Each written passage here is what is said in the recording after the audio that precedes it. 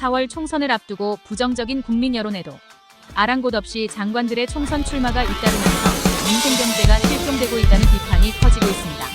정부는 지난달 4일 기획재정부와 국가보훈부, 농림축산식품부, 국토교통부, 해양수산부 장관을 교체하고 후임자를 지명했습니다.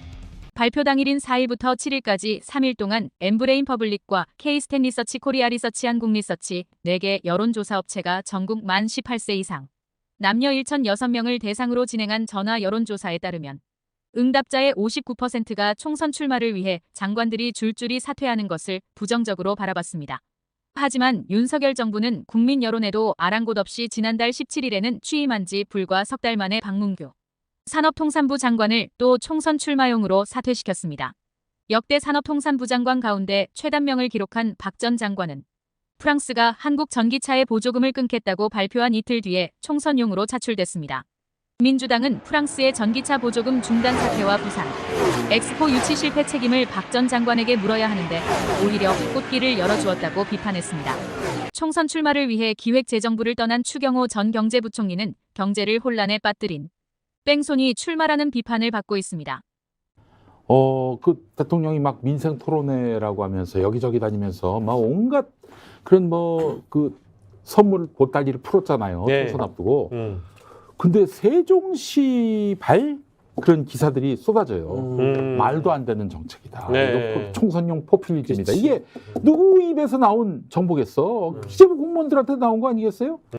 지난해 하반기 가계와 기업의 빚이 GDP의 2배를 넘어서며 사상 최대치를 기록했고 자영업자의 대출이 역대급으로 증가했기 때문입니다.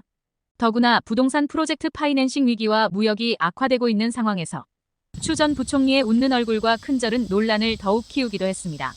원희룡 전 국토교통부 장관은 사전 타당성 조사까지 마친 서울 양평 고속도로의 종점 변경 부근에 김건희 여사 일가가 부동산을 소유한 사실이 드러나자 갑자기 사업을 백지화한 뒤 수습을 하지 않고 총선에 출마했다는 비판에 직면하고 있습니다. 종점을 강상면 병산리로 급하게 변경한 이유가 병산리 일대에 대통령 처가가 소유한 토지와는 아무런 관계가 없는 것입니까? 한동훈 전 법무부 장관도 국민의힘 비대위원장으로 임명된 뒤 김건희 여사 특검을 바라는 다수의 여론을 외면한 채 본인 정치에만 몰두하고 있다는 비난의 목소리가 커지고 있습니다. 대통령실의 설명대로 하면은 그런 민감한 두 사람 윤석열 대통령과 한동훈 비대위원장 간의 충돌에 직접적인 영향이 된 것으로 추정되는 김건희 여사 문제나 공천과 관련된 얘기는 일절하지 않았다. 역대 정권 때마다 되풀이되는 주요 공직자들의 총선 출마용 사퇴 러시. 이로 인한 국정 공백과 혼란을 막으려면 유권자들의 선택이 무엇보다 중요해졌습니다. 그중에서 스픽스, 좋아요, 댓글, 구독, 알림 설정. 여러분이 저희를 사랑해 주시고 우리가 여러분을 사랑하는 4가지 방법입니다.